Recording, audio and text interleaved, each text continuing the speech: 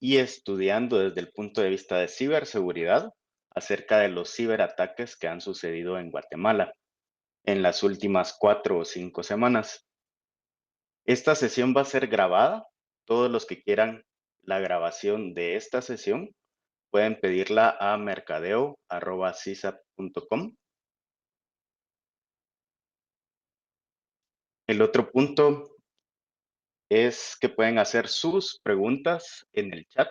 Algunas de las preguntas probablemente se van a ir contestando durante la charla y otras preguntas se van a dejar al final, las que dé tiempo de contestar. Entonces, arrancamos con esto. Quisiera arrancar este webinar citando algo que dijo Mary Curie, una de las personas más inteligentes, en mi opinión, que ha existido en la historia de la humanidad. Y dijo que nada en la vida debería ser temido o deberíamos de tenerle miedo, sino que deberíamos de buscar la forma de entenderlo. Y que ahora es el tiempo para entender más, así vamos a tener menos miedo. Eso fue lo que dijo Mary Curie.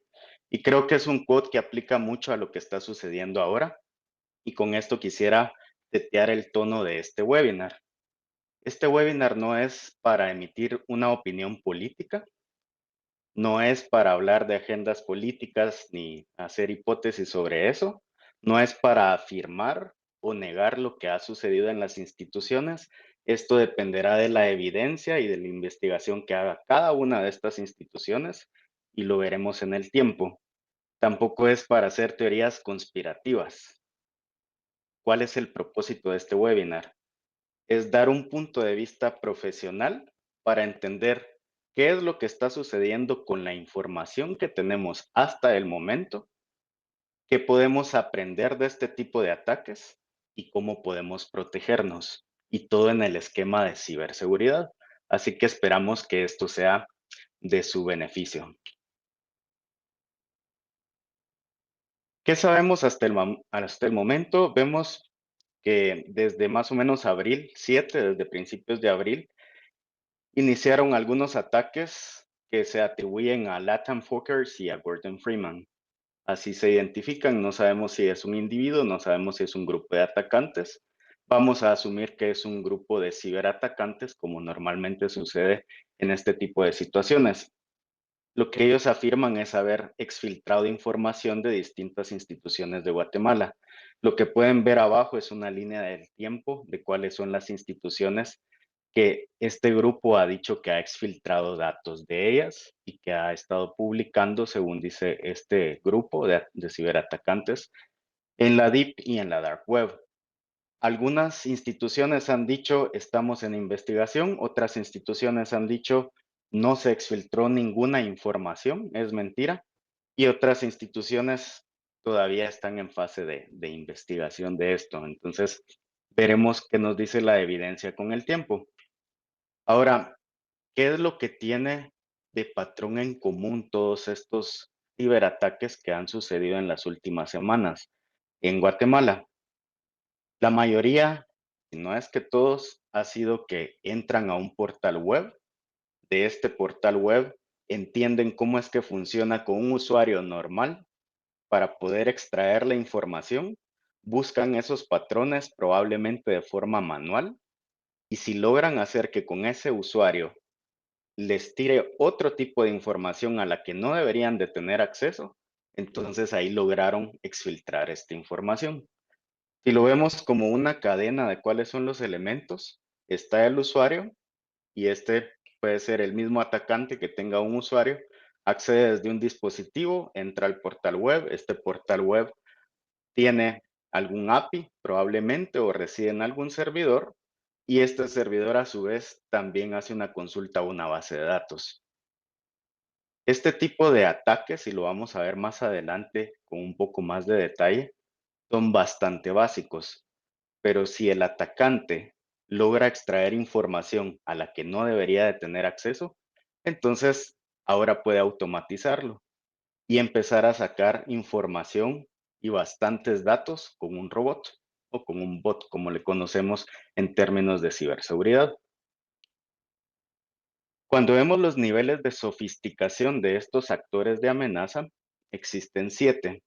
Para todos los que están en ciberseguridad, probablemente esto ya lo han visto. El nivel uno es el más básico.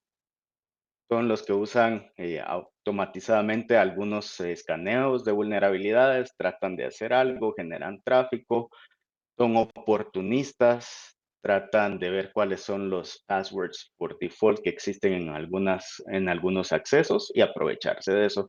Eso es lo más básico. Y lo más complicado es el nivel 7. Estos ya son grupos organizados de ciberatacantes que llevan muchos años estudiando a todas sus víctimas y muchas veces se convierten incluso en atacantes de naciones porque tienen ciertas estrategias. Pero este tipo de ataques tienen hasta Zero Day Exploits, por ejemplo, o tienen algún otro tipo de ataques que son muy complejos hasta detectar el compromiso. Con todo lo que ha sucedido aquí en Guatemala, estamos en el nivel 3. Pareciera que son cibercriminales oportunistas. Roban bases de datos, van a los portales, ven cuáles son las cosas viejas, desactualizadas que están utilizando, aprovechan eso, lo automatizan y extraen los datos. No estamos minimizando el impacto que esto tenga porque son datos sensibles. Entonces el impacto es alto, pero el nivel de ataque es bastante básico. Y eso nos pone a pensar que si con un ataque tan básico pueden extraer datos tan sensibles, ¿qué es lo que deberíamos de hacer entonces? ¿Qué tan atrasados estamos en los controles de ciberseguridad que estamos poniendo en nuestra red? Y esa es la lección que queremos extraer. Pasando a este punto, ya tenemos los componentes que ya habíamos presentado antes. Y para este tipo de ataques, porque existen otros ataques más, pero para este tipo de ataques tenemos estos elementos de ciberseguridad que deberíamos de estar evaluando y preguntándonos si en nuestra red existen, si tuviéramos algún escenario similar. Tenemos algún portal público donde los usuarios ingresan información, tienen un usuario, una contraseña, pueden sacar información de ahí. Está manejando ese portal público información sensible, dónde está siendo almacenada. Todas esas preguntas, contestarlas, hacer un inventario de todos esos elementos y aquí en una forma gráfica podemos ver cómo ir protegiendo cada uno de estos para poder mitigar cualquier riesgo y tratar de prevenir lo máximo a que un ataque de estos no suceda. Ya sucedió ahorita con lo que hemos visto en las últimas 5 semanas. Se va a probar más cosas con la evidencia que encuentren, pero de igual forma la ciberseguridad es algo que todos deberíamos de tener implementado y no es un solo destino, sino que es siempre, debería estar embebido dentro de los procesos de negocio, dentro de los nuevos elementos que pongamos de la red y dentro de cualquier otro diseño o transformación digital que estemos haciendo para nuestra organización. Ahora, esto solo es un pedacito. ¿Qué pasa si expandimos a todo el resto de elementos? ¿Cuántas cosas hemos conectado hacia servicios de nube? ¿Cuántos workflows tenemos ahí? ¿Qué tan seguros están? ¿Qué pasa con la red interna? Porque si vamos a los elementos anteriores de este tipo de ataques, pues siempre hay un servidor y una base de datos que probablemente va a estar conectado también a la red interna. ¿Pudiera servir esto para escalar este tipo de ataques si ya estuviera comprometida la red? Entonces, además de proteger estos elementos para este ataque que estamos estudiando, deberíamos de también evaluar cuál es la postura y madurez de seguridad de nuestra red, de las joyas de la corona, quién las está protegiendo, cómo las estamos protegiendo y hacer un assessment de compromiso. ¿Cómo sabemos que no existe ya un compromiso adentro y alguien se está comunicando tal vez hacia afuera? ¿O cómo pudiéramos detectar si están extrayendo datos? Esas son las preguntas que debemos de hacernos ahora, siempre, para estar mejorando esos controles de ciberseguridad. Quiero poner otro quote de Nicole Pelrod. Ella escribió un libro acerca de ciberseguridad, los ciberataques, Zero Day Exploits, de los ataques a naciones. Muy bueno el libro, se llama This is how they tell me the world ends. Em, Cuando a ella le pidieron escribir este libro, ella dijo, yo no sé nada de ciberseguridad. Y la respuesta que le dieron es, por eso mismo te estamos pidiendo a ti que lo escribas, porque vas a poder expresarlo en términos que todo mundo entienda. Y una de las cosas que ella ha dicho tanto en su libro como en las entrevistas es que estamos conectando de todo al Internet, todo lo que podemos, y a veces no nos estamos deteniendo o pausando para pensar que mientras estamos conectando todo al Internet, estamos creando la superficie de ataque más grande del mundo.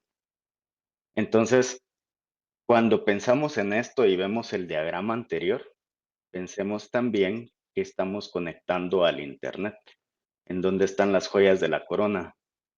Tenemos control de todo lo que está en la nube, sabemos exactamente el inventario de todos los dispositivos que están dentro de la red. Tenemos mapeados todos los elementos de todo lo que publicamos y la información que se puede extraer.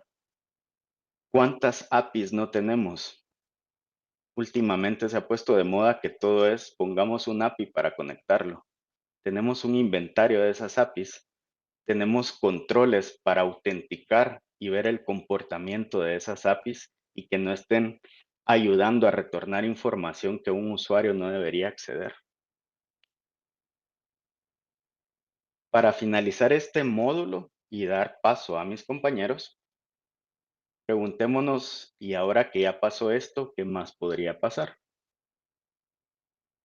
Hay un modelo matemático que se llama Behavioral Game Theory. No quiero que tomen esto como una predicción, porque no tenemos una bolita de cristal para saber qué va a pasar. Entonces no son predicciones.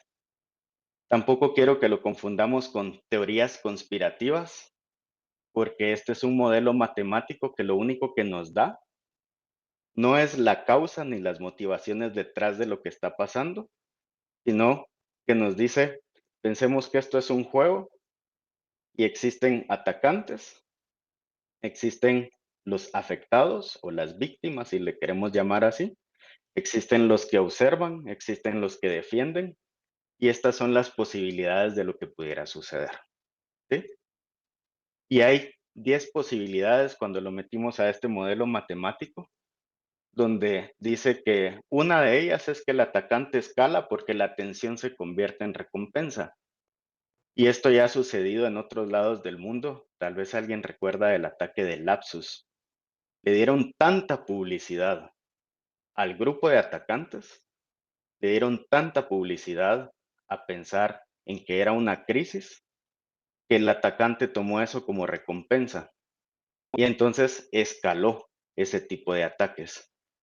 Entonces, esto nos pone a pensar, ¿le estamos dando más publicidad al ataque o estamos razonando qué es lo que deberíamos de hacer para defendernos? Porque no va a ser ni el primero ni el último. Esto va a seguir sucediendo. ¿Qué lecciones estamos derivando de esto? El punto número 2 es otros atacantes copian la estrategia y esto sucedió con Log4j. Fue más sonado todavía en Australia, donde muchos atacantes empezaron a valerse de la vulnerabilidad de esta y empezaron a copiar el tipo de Cyber Kill Chain de todo lo que hacía Log4j y empezaron a sacar variantes del mismo ataque. Eso pudiera suceder también. El punto 13, los atacantes exageran sus afirmaciones para aumentar la presión.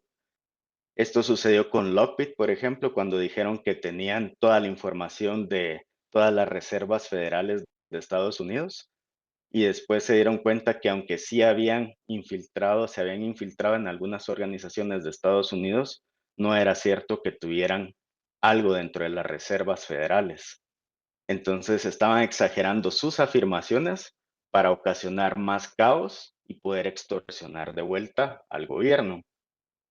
El 4 es las instituciones reaccionan por debajo del nivel necesario.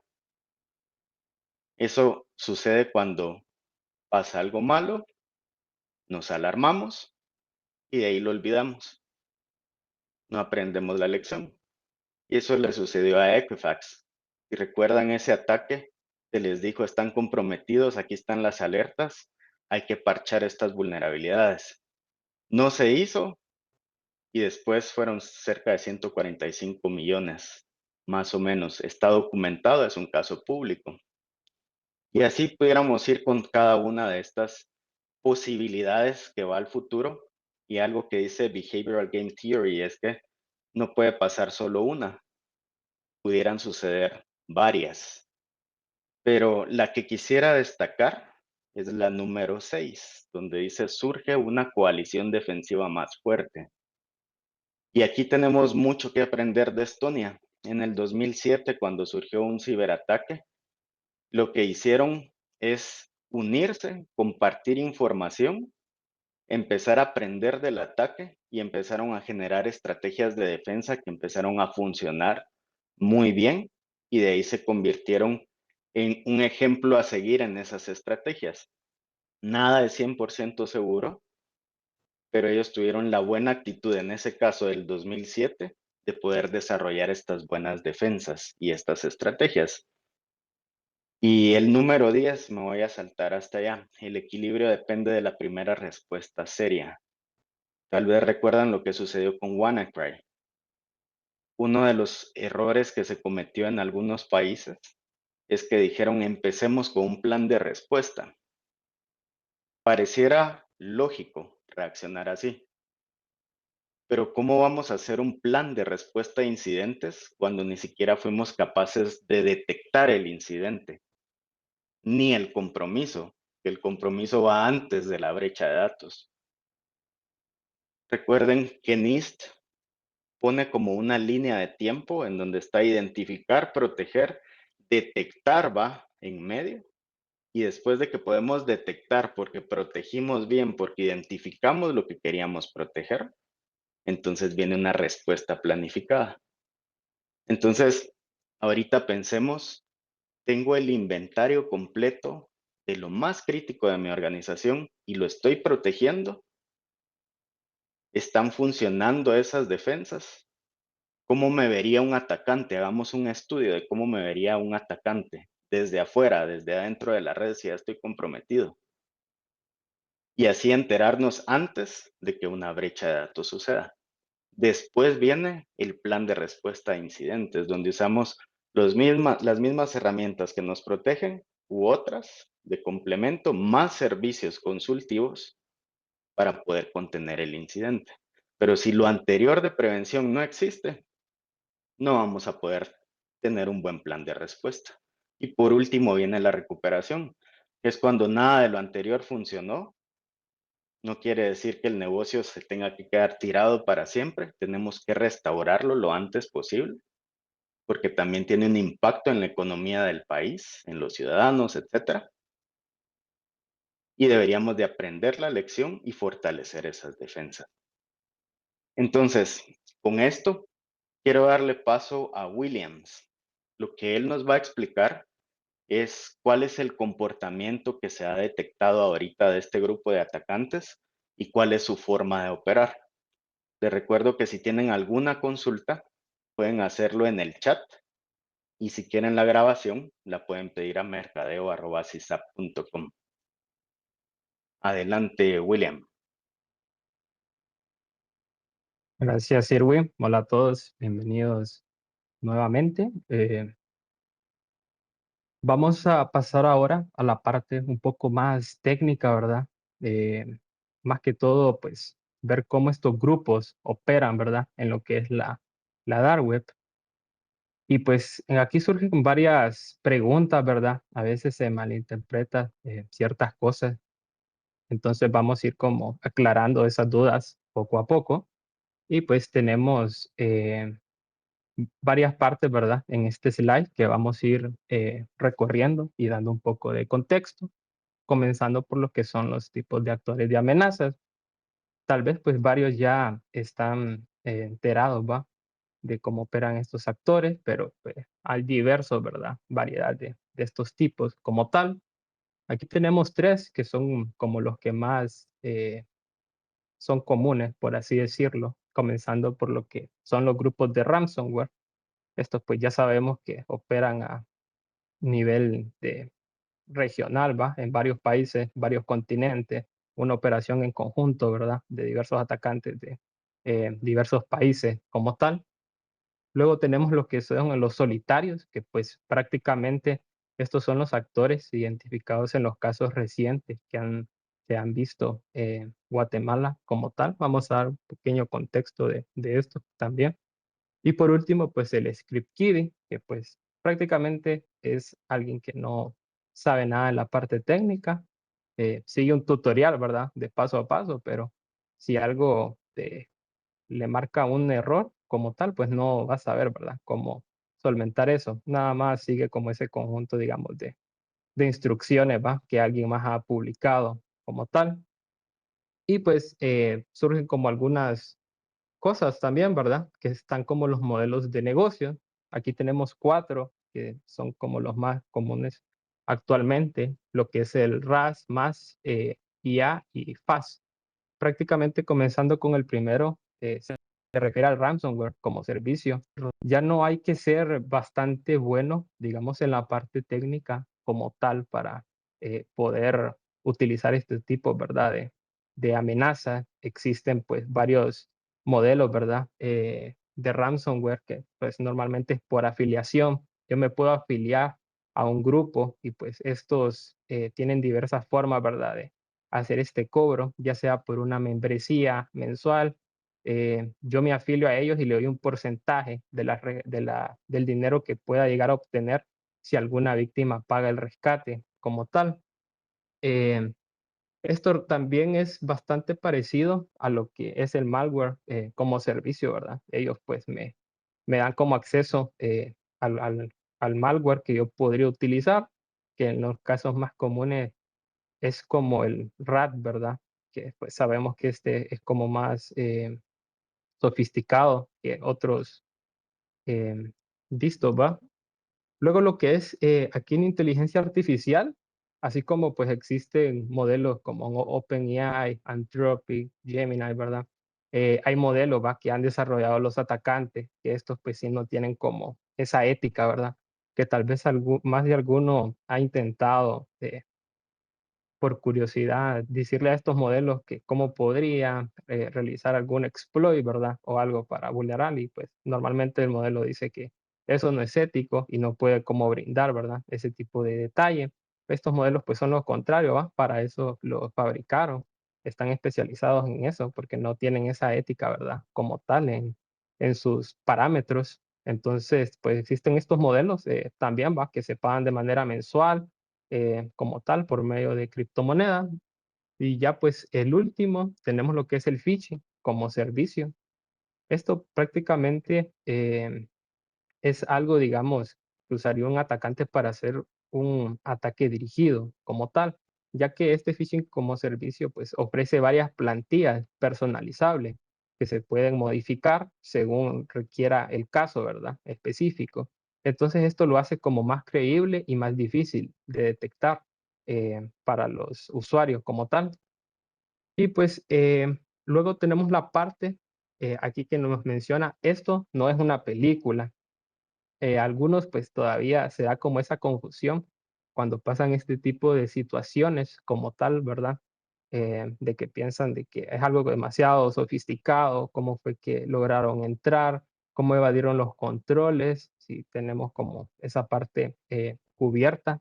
Normalmente existen tres formas en las que estos atacantes suelen explotar alguna vulnerabilidad para entrar, ¿verdad? Comenzando por lo que es una infraestructura vulnerable, que pues mencionaba aquí Irwin anteriormente, ¿verdad? Si contamos nosotros con esos controles como tal, ¿verdad? Con lo que es la parte de hacer hardening, lo que es el modelo de Zero Trust. Aquí pues prácticamente hay bastantes aplicaciones que tal vez ya no están actualizadas, llegaron a su fin de vida útil como tal, la cadena de suministro está comprometida, ¿verdad? Entonces, así es como normalmente logran ellos entrar.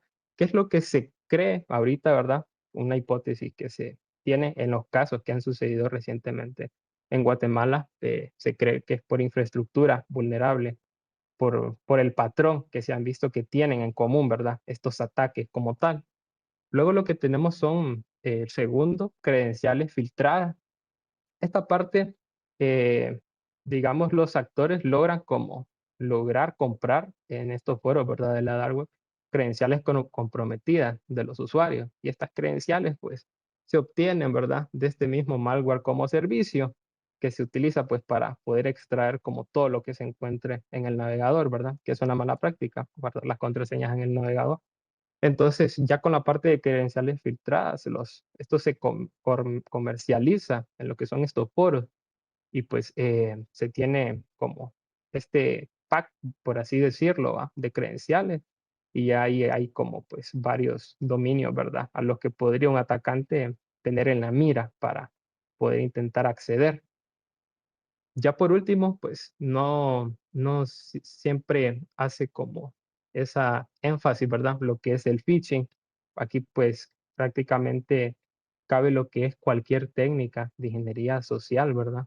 Y esto está relacionado también con el phishing como servicio, ¿va? Al ser esto más creíble, pues el usuario cae, ¿verdad? Como en esa trampa. Entonces no se necesita, digamos, como ser un genio, ¿va? Para poder eh, infiltrarse a estas, digamos, organizaciones, ¿verdad? Que pues tengan como alguno de estas tres amenazas vulnerables, ¿va? Ya sea por la infraestructura que está obsoleta como tal, alguna credencial que se pudo haber filtrado o algún usuario que cayó en un correo de phishing.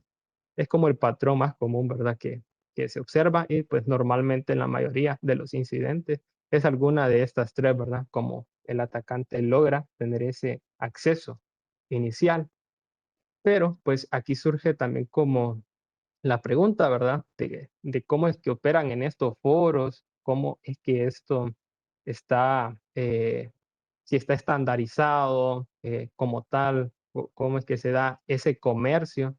Aquí podemos observar como una publicación, ¿verdad? Que es uno de los actores de amenaza que más ha destacado en lo que han sido estos incidentes recientes, que es Gordon Freeman.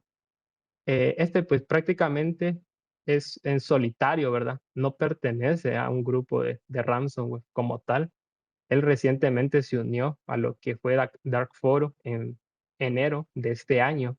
Tiene, pues, prácticamente casi 4 meses de estar como el perfil activo.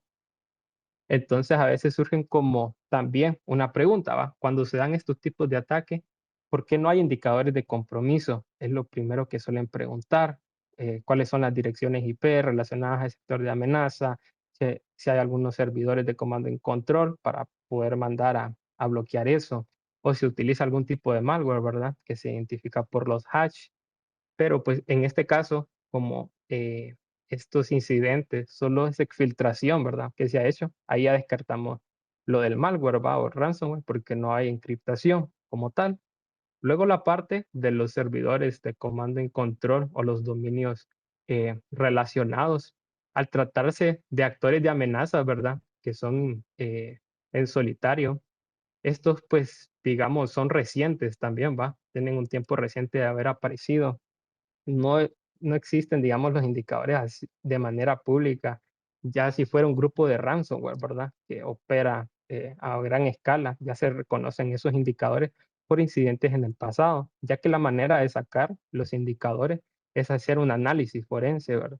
A lo que fue como la víctima. Entonces ahí es donde se obtienen los indicadores como tal. Pero pues de momento no se ha realizado esa parte, o no se han identificado como se han pronunciado, ¿verdad? Algunas organizaciones respecto a esto, que no han como encontrado evidencia de que demuestre que hubo esa intrusión. Entonces, prácticamente hasta que se hace como esa parte del análisis forense es que se puede identificar los indicadores de compromiso cuando se trata de tipos de actores de amenaza que trabajan de manera individual y son relativamente nuevos. Sin embargo, en los ataques que se han visto, pues este actor, pues sí se ha aliado como con otros 3 que también están relacionados a los incidentes, ¿va? Empieza como esa cooperación, ya que ellos al inicio lo hacen de manera individual, pero luego al ver que están como atacando al mismo sector, en el mismo país, suele haber como esa alianza, como en las publicaciones. Y pues, ¿cómo es que lo realizan ellos, va? Aquí en la parte del tenemos la recolección, en primer lugar, es cuando, pues, ellos, hacen como el ataque, ¿verdad? Que, pues, ya está sucediendo ahorita, que afirman como tener cierta información y, pues, hacen como la publicación del post.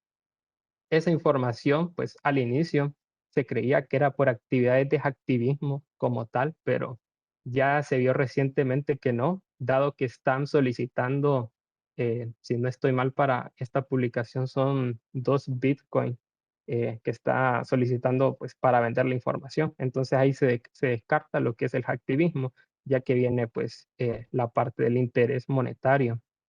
Estamos hablando aproximadamente como de $150,000, por ahí va, el Bitcoin anda como en $75,000. Luego, pues ellos hacen como esa publicación, ¿va? En el foro como tal para la venta y pues si hay alguien interesado puede hacer como esa compra, ¿va? Que se pueden dar como consecuencia a raíz, ya que no se publica toda la información. Normalmente lo que hacen ellos es publicar un porcentaje de esa información, por así decirlo. Si yo extraje 100 gigas de datos, ¿verdad? Pongo como un enlace o algún link de descarga con una parte parcial, ¿va? Que normalmente sería lo mínimo, como 1 gigabyte de información para que el posible comprador pueda como validar, ¿verdad? De que no se trate de alguna estafa, porque pues recordemos que aquí estamos en la dark web, no es como que se pueda confiar, ¿verdad? En todo lo que se publica, pero pues esto normalmente también está regulado. Vemos este actor de amenaza, ¿verdad? Que tiene aquí una categoría de VIP. Hay como ciertos tipos de rangos, ¿verdad? En lo que son los foros. Ellos pues suelen realizar ese tipo de publicaciones, ya que aquí hay moderadores en los foros. ¿Esto qué quiere decir? Digamos, este actor publica la información y si alguien le compra la información, pero pues supongamos que esta información es falsa, ¿verdad? Entonces ya viene el comprador y lo reporta con el moderador del foro, ¿verdad? Entonces ya pues le pueden como eliminar la cuenta, ¿va? Entonces lo que quieren estos actores es como agarrar reputación, como en los foros, ¿verdad? Para irse haciendo su puntuación.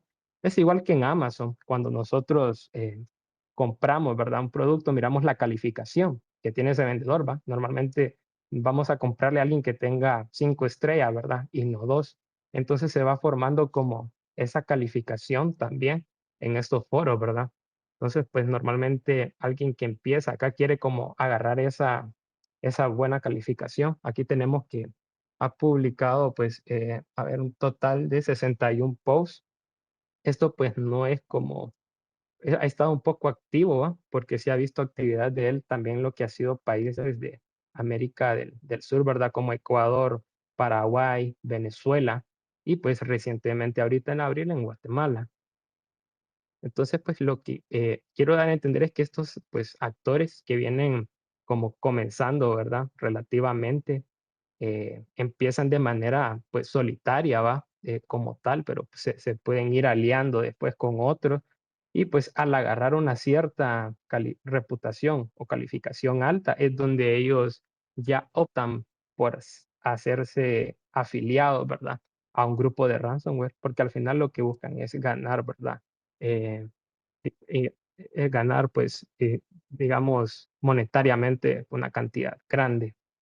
Y pues ya a estas organizaciones que están como estandarizadas, ¿verdad? A gran escala es como lo que más les conviene, pero no van a agarrar a alguien que no tenga como esa expertiva. Entonces es aquí por donde ellos suelen empezar de manera individual, buscando infraestructura que esté vulnerable para irse haciendo, ¿verdad? De su reputación. Luego tenemos esta parte donde nos menciona, esto no es nuevo y tenemos un panorama. ¿Qué quiero dar a entender con esto? De que sí se han visto, ¿verdad? Que hay bastantes ataques ahorita en lo que fue en abril, en una cantidad bastante alta, pero no es reciente como tal. Aquí haciendo pues una poco, ¿verdad? De memoria, comenzando con lo que fue en el 2022 en Costa Rica, ¿verdad? Varios pues recordarán lo que fue el ransomware, ¿verdad? Conti, que pues puso al país ahí en jaque, ¿va? Y estuvieron pues varios días ahí en situaciones críticas. Fue como ese golpe duro de realidad en lo que fue la región, ¿verdad? De Centroamérica, que golpeó pues de manera bastante fuerte. A base de eso pues se dieron como varias afectaciones, ¿va?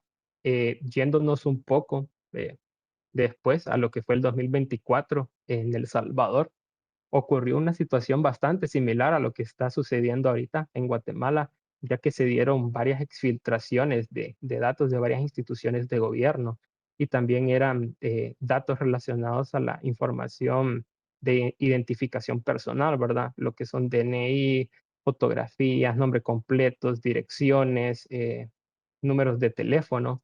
Esto se dio bastante en el 2024 en El Salvador. Estaba relacionado directamente con el hacktivismo, ya que ellos no publicaban como tal la información promocionando la venta, sino que la dejaban al 100% accesible, ¿verdad? En lo que son estos foros. No buscaban como esa ganancia monetaria, sino pues como alguna ideología, ¿verdad? Política. Y yéndonos a lo que fue el año pasado, en el 2025, pues hubieron un total de 32 incidentes en lo que fue en todo Centroamérica, ¿verdad? Todos los países fueron afectados, no hubo ninguno ahí que se salvara, uno pues más que otros. Y de esos 32 incidentes que hubieron, el 72% correspondían a ataques de ransomware, ¿verdad? Que estaban relacionados directamente. Ya lo que fue el otro 28%, pues estaba distribuido entre lo que era exfiltración de datos, ¿va? Lo que está sucediendo ahorita, ataques de denegación de servicios, accesos no autorizados o desconfiguraciones en sitios web. Y pues para lo que va en el transcurso del 2026, se han encontrado 24 menciones, ¿verdad? En lo que son foros de la dark web. Estas menciones pues están como relacionadas a lo que está sucediendo ahorita, pues también están de todos los países, ¿verdad? De Centroamérica, a veces pues publican de que han logrado acceder tal vez a algún portal, pero no han podido exfiltrar información, pero pues tienen el acceso y hacen como la publicación. Y pues de esas 24 menciones que hay ahorita en este año, pues el 25% corresponden a Guatemala, que es lo que está sucediendo ahorita, ¿verdad? En lo que nos estamos enfocando. Ya para lo que son los otros países, pues tenemos como bastante actividad también lo que es Panamá y luego seguiría Guatemala. Pero pues al final esto deja como sus riesgos, ¿verdad? No solo es como la parte de que se filtra la información y voy a aplicar como algún control, ¿verdad? Para mitigar eso. Al final hay como consecuencias y surgen como estas dudas, ¿verdad? De qué es lo que se puede, cómo es lo que se puede abordar, la magnitud de estos riesgos, ¿va? Que quedan por estas situaciones. Entonces, pues ya en esta parte, ¿verdad? Para ver lo que es como la magnitud de los riesgos y lo demás, pues nos estaría comentando Estuardo más a detalle.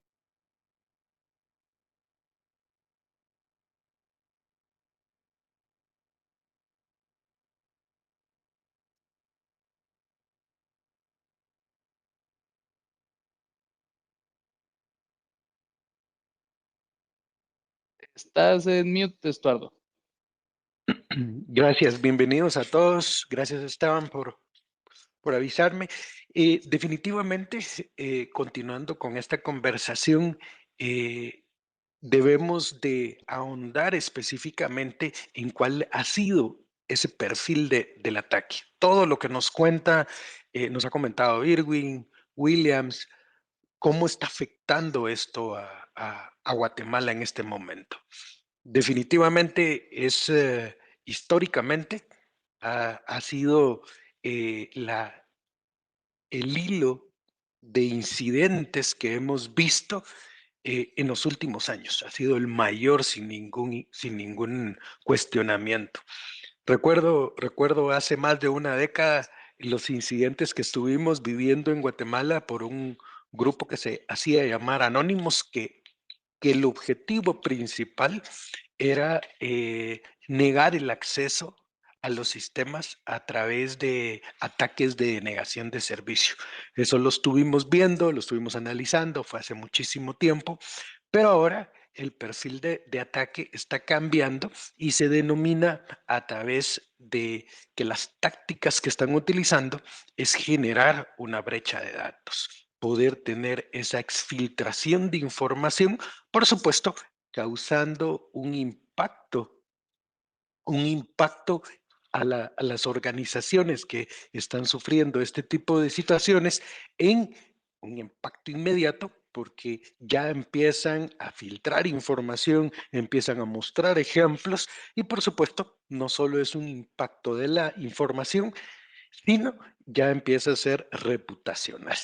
Esto lo estamos viendo actualmente en el perfil de todos de las entidades y organizaciones que están siendo afectadas y por supuesto tiene un impacto potencial para el país, donde se estima un máximo de afectación al momento de un 42%, con riesgo a que esto pueda incrementar.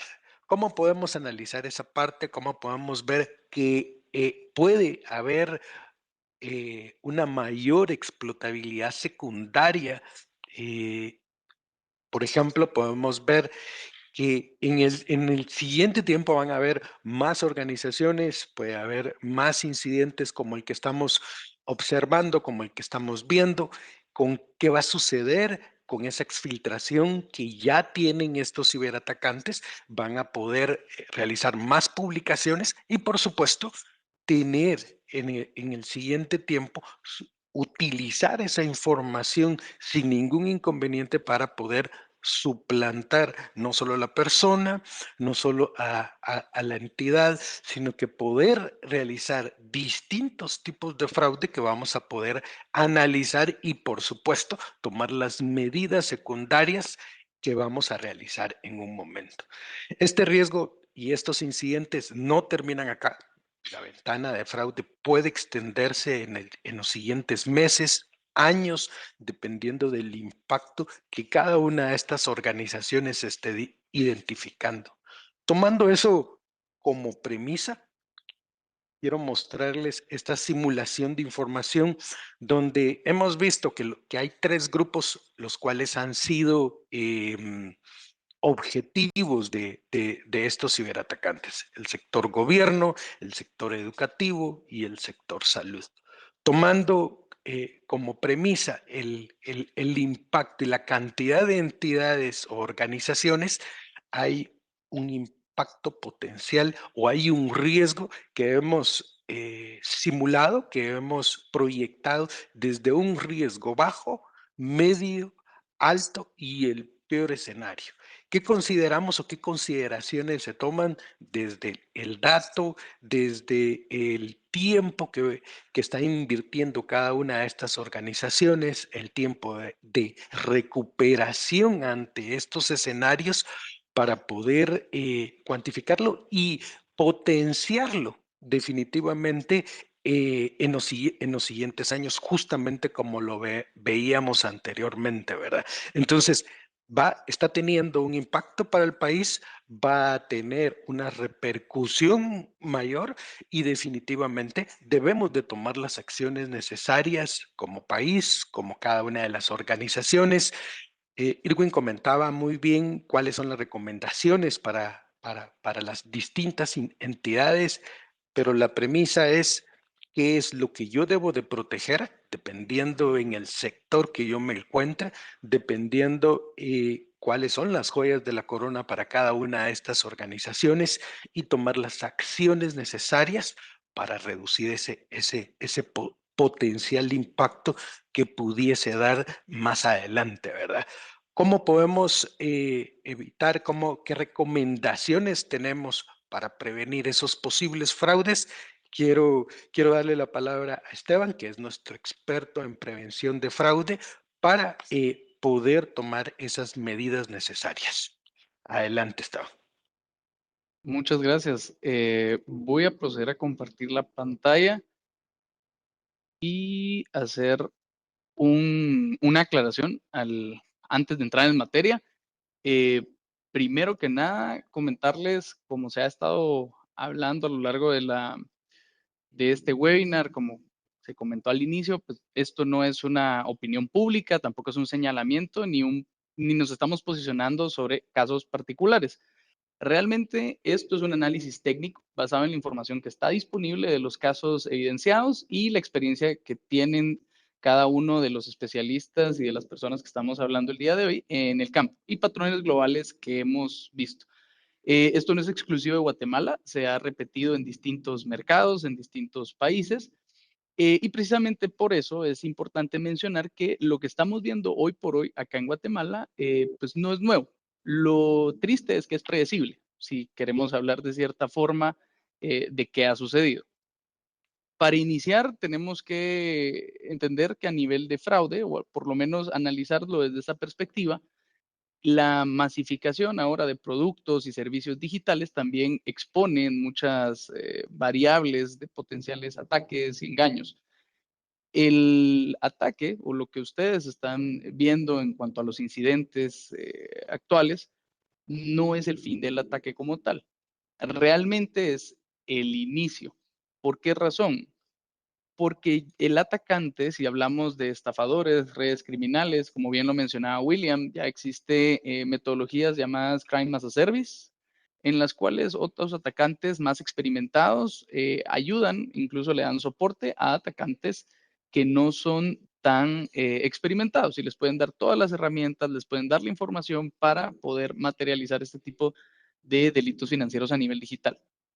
¿A qué vamos con todo esto? Que el segundo paso o la parte que inicia posterior a este tipo de eventos es la monetización de la información.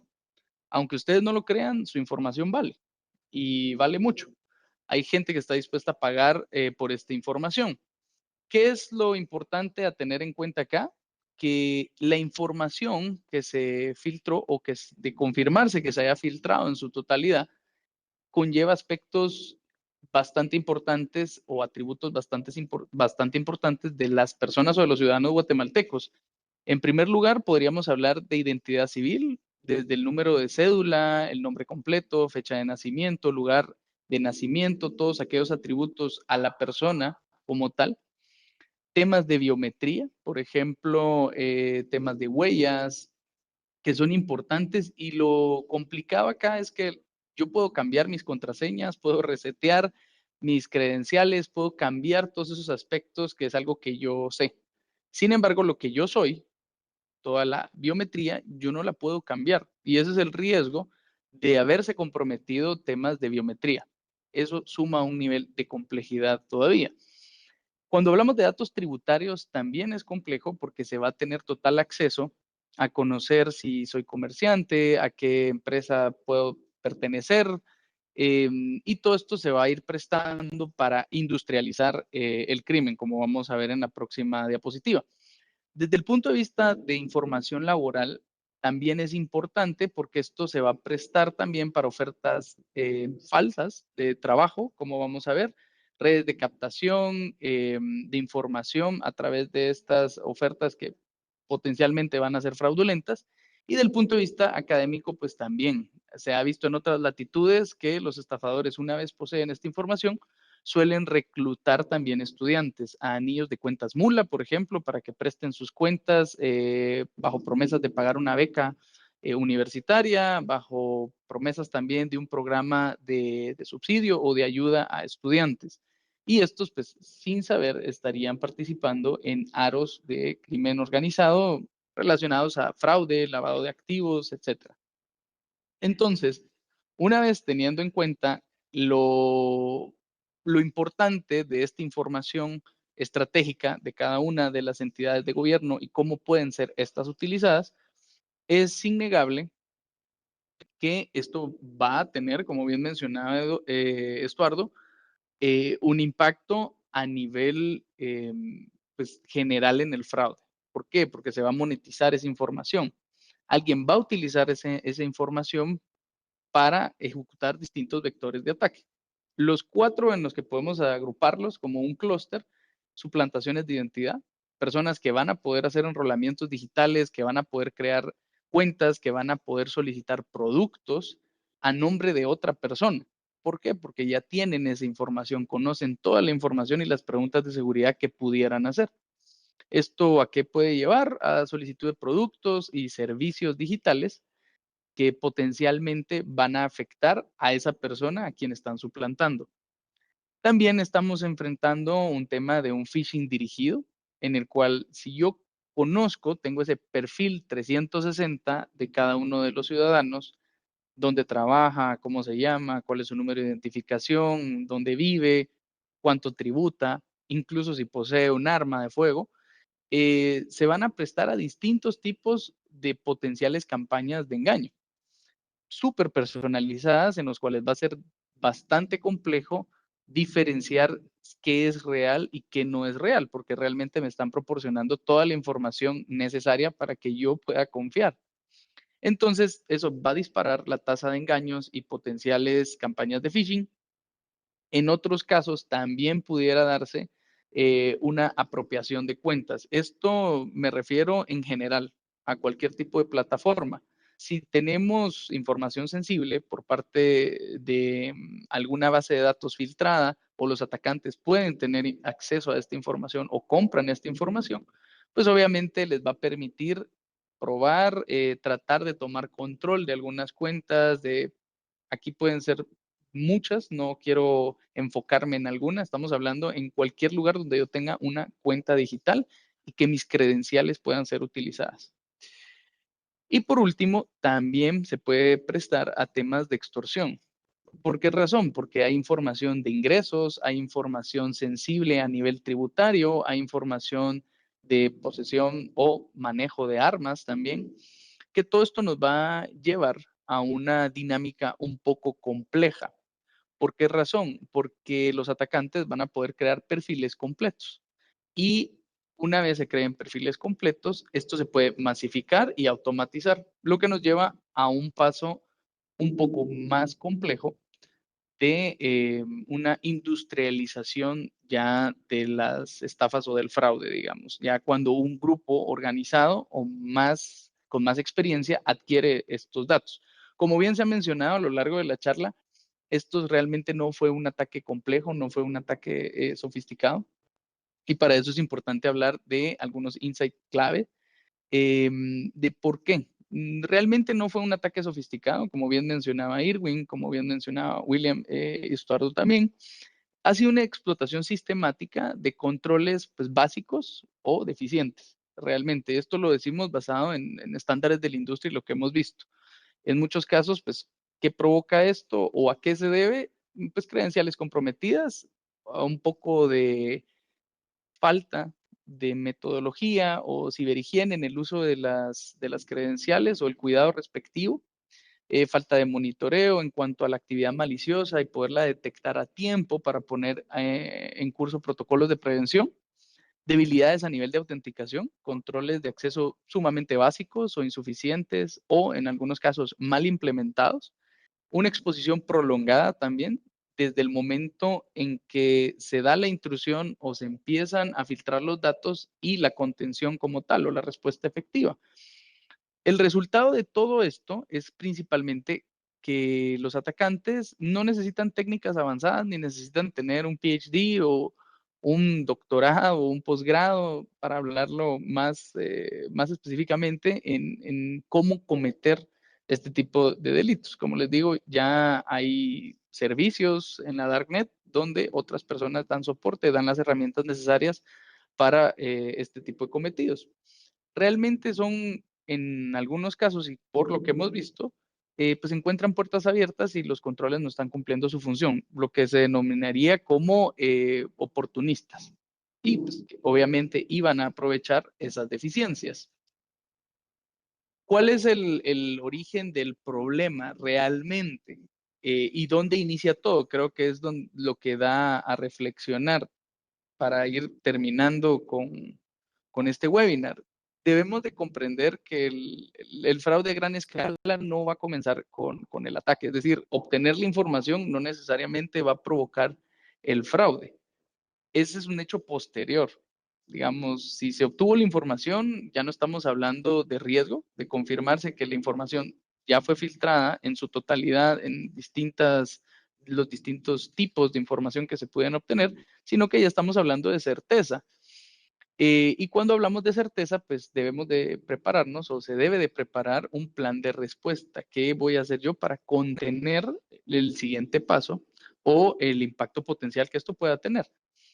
Realmente, como hemos hablado, esto se debe a debilidades institucionales en la región, como hemos dicho, a nivel de Latinoamérica, es una región que está madurando, que todavía no está con los estándares que deberíamos, es un proceso, es lógico. Sin embargo, a nivel de riesgos debemos entender que esto es progresivo. Una debilidad institucional que puede ser el origen, que puede tener controles inconsistentes, mal configurados, baja capacidad de respuesta, puede iniciar a crear un efecto de propagación y esto va a causar una exposición sistémica y es específicamente lo que hemos visto. Inicia el ataque con una institución, probablemente las demás instituciones están bajo los mismos estándares, que es lógica que utilice el atacante, e inicia una parte de exposición sistémica, empieza a replicar el ataque y si este tiene efecto, pues obviamente compromete a múltiples instituciones, lo que se conoce como un efecto dominó. Y posteriormente, una vez se pueda aprovechar de estas vulnerabilidades y de esta exposición sistémica, iniciará la monetización masiva de esta información. Ahí es donde está el impacto real. ¿Qué van a hacer con esa información? ¿Hacia dónde va a viajar esa información y qué uso le van a dar?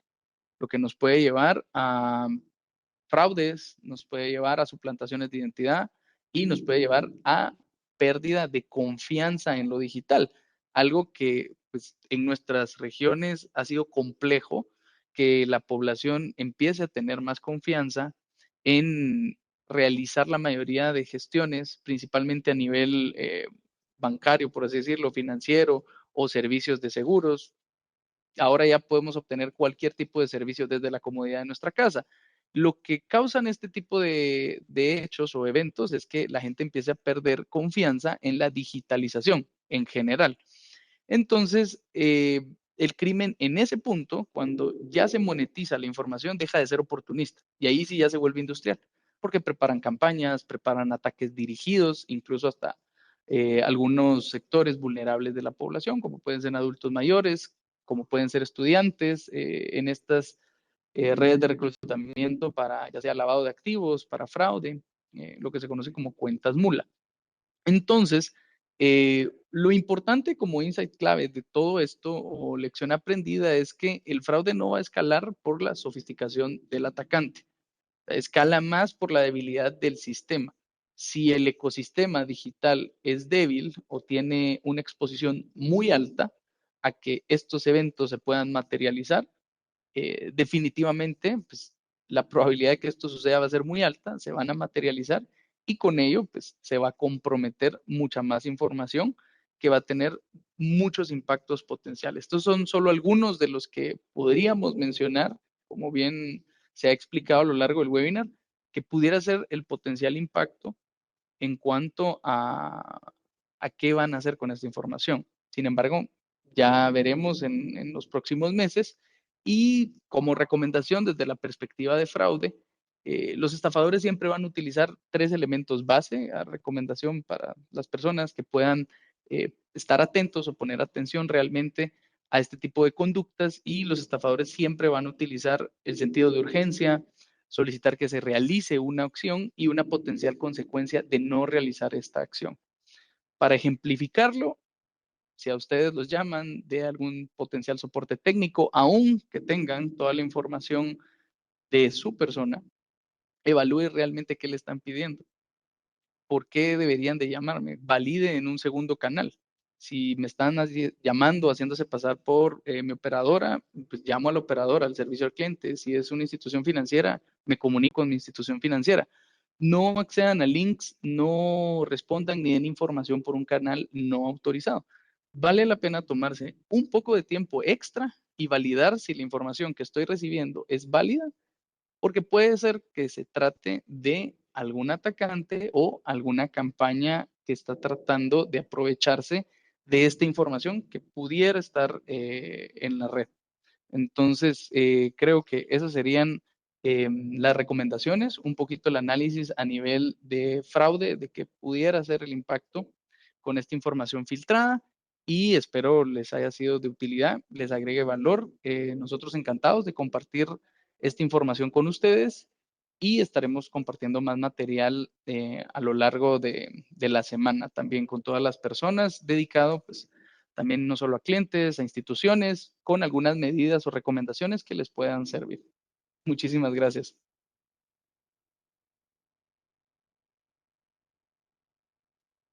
En este momento vamos a abrir un espacio para preguntas. Em, Vamos a empezar a revisar algunas. Las personas que tengan preguntas pueden escribirlas, las vamos a ir abordando dependiendo la materia de la que traten. Algunas de ellas, tanto Irwin como Estuardo, ya han respondido, pero si algunas personas quisieran hacer preguntas extras, pues bienvenidas.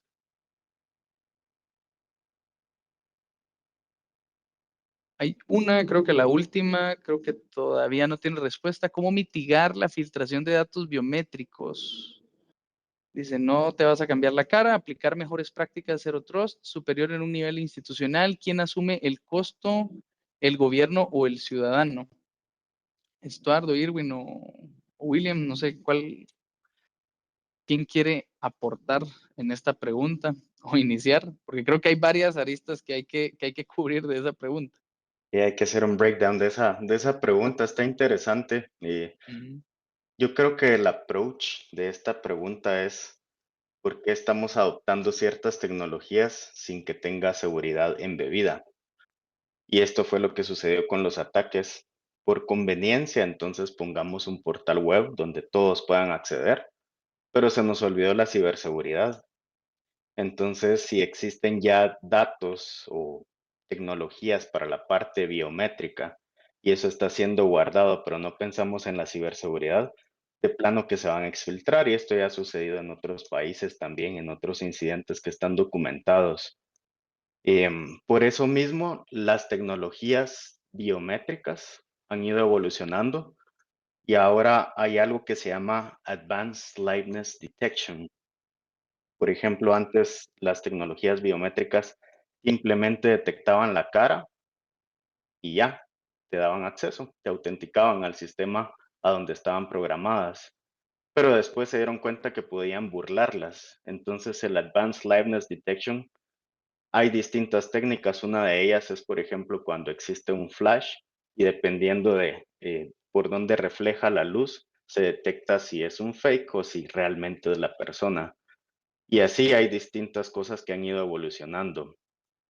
Lo otro es, si estamos guardando este tipo de información, ¿estamos encriptando esa información cuando la guardamos? Porque si el atacante llega y extrae esos datos, probablemente no los pueda ver si está encriptado. Eso sería un control que deberíamos de pensar. La otra parte de la pregunta habla de Zero Trust. Y definitivamente Zero Trust es algo que ya deberíamos de tener en la mente, no es una tecnología, es una forma de aumentar la ciberseguridad si lo queremos ver así, porque hay que verificar y no confiar. Países como Estados Unidos han emitido actas desde hace unos años atrás donde dice todos van a ir a Zero Trust y esto es el path a seguir, donde todas las instituciones públicas y privadas deben empezar a gestionar la identidad. Después que gestionen bien la identidad, los accesos, los dispositivos, las redes, las aplicaciones, y después empezar a ver el último nivel, que son los datos, para ver cuáles son esos comportamientos. Lo correlacionan todo y entonces van poniendo controles de ciberseguridad alrededor de esto.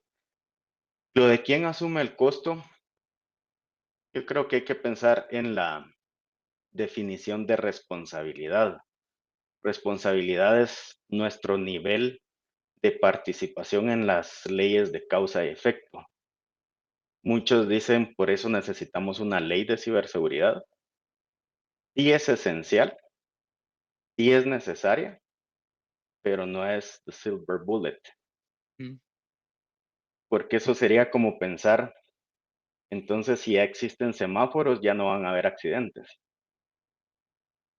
ujú, Algo así es la ley de ciberseguridad y cibercrimen. Establece una estructura, establece una gobernanza, es necesaria, pero antes de ponernos a hacer una ley de ciberseguridad y de cibercrimen y hasta pelearnos por ver cuál es la versión más bonita, deberíamos de tener una estrategia nacional de ciberseguridad que estemos aplicando en instituciones públicas y en instituciones privadas. Hacer un assessment, ver cuál es la posibilidad de que algo malo suceda con la tecnología en la cual estamos confiando, entre comillas. Y eso se llama ciberriesgo, entender el mm. ciberriesgo, cuantificarlo, hacer una estrategia, aplicar la estrategia, volver a probarla, afinarla y después, cuando hayamos pasado por eso, pues ya podemos hablar con propiedad de cómo responsabilizamos. No sé si alguien quiere agregar algo más. Y me gustaría partir justamente de lo último que comentaba Esteban, ¿verdad? Que la responsabilidad inicia con uno. Uno debe de tomar las prevenciones necesarias personalmente y poder no dar clics, no responder correos donde uno no conoce al que nos está escribiendo, al que intenta suplantar a una identidad y que me está pidiendo información, ¿verdad? Parte de nosotros, esa es la primera parte. Y segundo, apoyando el comentario de Irwin con Zero Trust, Zero Trust no me va a ayudar a recuperar la información. La información ya no está. ¿Qué me va a ayudar? Todas las acciones preventivas. Justamente lo que comenta Irwin, cuantificando el riesgo, formar y concretar cuál va a ser mi estrategia que va a garantizar que la información de la entidad, de la institución, de la empresa está bien custodiada. La entidad tiene que seguir operando, tiene que seguir utilizando sus canales electrónicos para poder seguir operando, valga la redundancia, pero todos los controles que definamos deben de ser partiendo por garantizar la seguridad de la información y no es una única receta, no es que tomamos lo que le funcionó a una organización y lo vamos a replicar al 100% a la otra. Tenemos que identificar cuáles son esos procesos críticos, debemos de identificar cuál es mi vertical de industria. Lo que funcione en gobierno no va a funcionar en el sector educativo, en el sector financiero. Entonces, todas esas aristas deben de ser consideradas para poder implementar esos controles preventivos, ¿verdad? Y agregando lo del costo, es una excelente pregunta, ¿verdad? Si mi identificador fue toda la información de Estuardo Alegría, ya está siendo pública, el responsable definitivamente es la entidad estatal, ¿verdad? Ellos deben de implementar, deben de tomar todas las medidas correctivas, pero el costo al final de cuentas es diluido dentro de cada ciudadano, ¿verdad? Entonces, es una cadena de acciones que suceden, que es lo que estamos viendo y lo que estamos observando actualmente. Lo único ahí también para complementar es en cuanto a biometría, justo lo que mencionaba Irwin, es que se tiende a pensar que es infalible. Realmente no existe una forma infalible. La tecnología va cambiando todos los días con la inteligencia artificial. Sabemos que pues, tampoco necesito ser un experto. De hecho, se ha popularizado también en foros de Darknet modelos específicos para cometer este tipo de delitos, conocido también como WormGPT, en el cual pues no existe ningún tipo de filtro y estos están diseñados para crear programas maliciosos, para crear campañas de phishing, etcétera. Lo importante es que sí hay avances en cuanto a métodos de autenticación, algunos de los que yo he tenido oportunidad de ver más avanzados se basan en o se conocen como Blood Pattern Vein Recognition, que van a validar o es una forma de autenticar a la persona o de validar la identidad a través de los patrones de los vasos sanguíneos. Obviamente son tecnologías extremadamente caras que no se pueden masificar y por las circunstancias de esta tecnología, pues es muy complicado poderse robar esa información o replicarla. Al final, el patrón de los vasos sanguíneos es algo muy complejo a nivel subcutáneo, pero aún teniendo métodos de autenticación, como mencionaba Estuardo también, es responsabilidad compartida. Si bien es cierto, se pueden tener los métodos de autenticación más sofisticados, si la persona es manipulable, si a la persona le engañan y es la propia persona quien está realizando la acción, pues es complejo. Al final, la persona es el eslabón más débil de esta cadena y estas personas lo saben. No necesitan muchas veces tomar la cuenta o hacer algo ellos directamente, sino simplemente convencer a la persona de que sea ellos quien la realicen. Hay una pregunta acá interesante que dice, y creo que tiene mucho tema del miedo de la nube. Creo yo que es importante que la abordemos y es con los acontecimientos que han sucedido, la mitigación que están tomando algunas instituciones es aislar los servicios de la red. Esta es la mejor forma de prevenir que sean vulnerados o cuál sería la mejor manera de prevenir, ya que posiblemente hayan sido vulneradas y tienen alguna puerta trasera. Yo creo que desde esa perspectiva, Estuardo, y creo que ahí podrías hablar también un poquito más, ya lo has mencionado, pero más que tener miedo de colocar servicios en la red, colocar servicios en la nube, integrarlos o hacerlo todo digital, es conocer mi postura, considero yo, a nivel de ciberseguridad, qué tan bien estoy, qué tan mal estoy, qué necesito, cumplo con los estándares básicos, con las mejores prácticas. Creo yo que podrías comentar un poquito de eso, Estuardo, para abordar esa pregunta. Claro, ahora sí me quité el mute. Gracias, Esteban. Pero yo creo que es justamente las organizaciones deben de hacerse preguntas bien básicas, bien fáciles de responder, que tanto tecnología, tanto negocio puedan compartir. Y la primera pregunta es si saben qué sistemas y qué datos tienen expuestos al Internet. Esa es la primera pregunta. Porque partiendo de esa pregunta, tenemos que saber qué es de eso crítico. Si se está manteniendo de una forma adecuada, cuáles son esos controles que existen. Una vez identificamos, ya sabemos cuál es la criticidad de esos componentes, es si esa información fuera comprometida, se tienen las capacidades para poder detectar si hay algo anómalo. Están sustrayendo información, están tocando las puertas. Normalmente muchos de nosotros tenemos cámaras en la casa, tenemos cámaras tenemos muchos controles en nuestras casas. Y si alguien está tratando de ingresar a mi casa, viene la notificación de la cámara y me dice, hay un movimiento que no detecto. Llevemos eso a la compañía. Si eso sucede, hay alguien que me notifique, hay una alerta que yo deba de prestar atención. ¿Cómo lo vamos a hacer? Eh, y posteriormente bueno, ya sucedió un incidente. Tenemos la capacidad de recuperarnos y esos son las preguntas, esos son el tema de conversación que cada entidad, cada organización tiene que tener en un lenguaje común, no técnico, y que puedan evaluar ese impacto. Creo que, creo que eso sería mi recomendación para todos. Tenemos otros comentarios. Bueno, hay varias preguntas. Voy a ir tomando algunas. He visto que Irwin y también algunos van contestando las que pueden. Sin embargo, vamos a tratar de responder la mayor cantidad posible.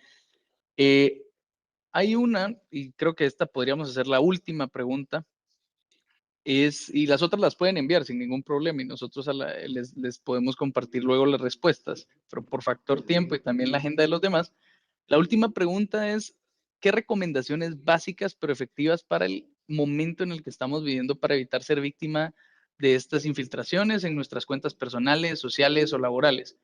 Dado que los equipos de IT a nivel de gobierno, que comúnmente para resolver cualquier cuestión dicen reinicie su equipo o pasaron a cambie contraseñas cada 2 días, pero ¿qué será lo recomendable? Nos dicen acá. Yo creo que desde la perspectiva, y más que no creo, efectivamente así es, de nada sirve que yo esté cambiando contraseñas en un sistema que de por sí está expuesto. O sea, aunque yo cambie contraseñas, haga lo que haga, si la información está expuesta o el sistema es vulnerable, van a poder tener acceso a este sistema porque pues, se abusa de la lógica, incluso hasta de la forma en restablecer la contraseña, si es que esto está mal diseñado, si no está protegido el código a nivel de ofuscación o de encripción, si el aplicativo no es seguro, etcétera. Digamos que hay varios motivos, creo yo, que pudieran impactar en esto. A nivel personal, en cuentas personales, sociales, redes, ¿cómo pueden mantenerse seguros? Una de las recomendaciones que les dije es no tener contacto con personas que no conocen, no dar clic a links, no responder correos que les parezcan sospechosos, por muy bien hechos que estén. Y también tomen conciencia de qué están publicando en las redes, qué suben a Internet que va a ser público. Recordemos que muchas veces nosotros mismos podemos estar dando los insumos para un ataque dirigido. Si yo digo cuál es mi hobby, dónde me gusta ir, qué comida me gusta, dónde estoy en ese momento, a dónde viajo, son cuestiones que tenemos que reflexionar porque es responsabilidad de nosotros también, qué información colocamos en Internet. Eso es de mi perspectiva. No sé si alguno de ustedes quisiera complementar algo para finalizar. Sí, digamos, de mi parte, pues sí he visto aquí varias preguntas, ¿verdad? Para hacer, digamos, tal vez una pequeña conclusión, prácticamente pues en la parte de aislar, ¿verdad? Los servidores y todo esto normalmente pues lo hacen a veces en este tipo de situaciones, ¿va? Porque pues no saben qué está pasando, entonces lo hacen como ese aislamiento, ¿verdad? Para hacer el estudio, pero pues al final, digamos, es una buena práctica tener segmentado, ¿va? Ya sea pues un servidor web que está público, no debería estar el servidor de bases de datos ahí, ¿verdad? Con el mismo servidor web, debería estar en otro segmento como tal. Y pues para la parte que mencionan, ¿verdad? El convenio de Budapest y todo esto, que al final pues no todos los países están como en este convenio, ¿verdad?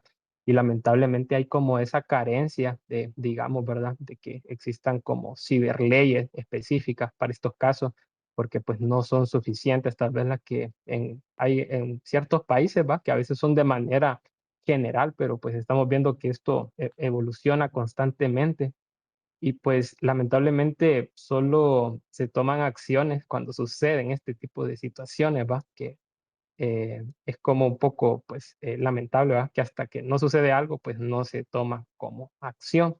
Entonces pues nos encontramos nosotros como en esa, ¿verdad? Tarea constante. Esto es algo de nunca acabar, ¿verdad?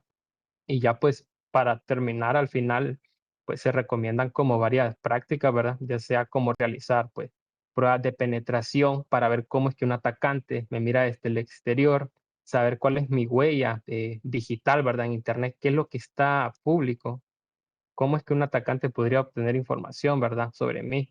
Entonces se recomienda más que todo ser proactivo, ¿verdad? Para estar siempre un paso adelante de los atacantes y pues con gusto ahí cualquier apoyo, ¿verdad? Estamos como a la orden.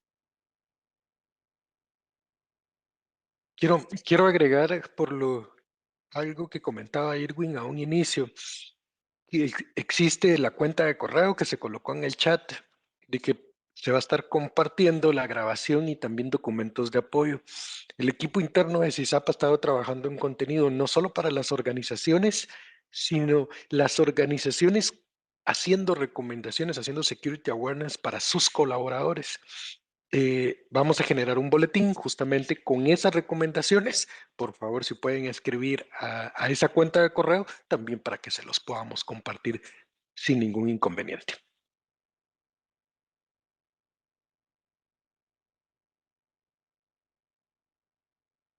Agradecemos a todos su participación entonces. Envíen sus preguntas.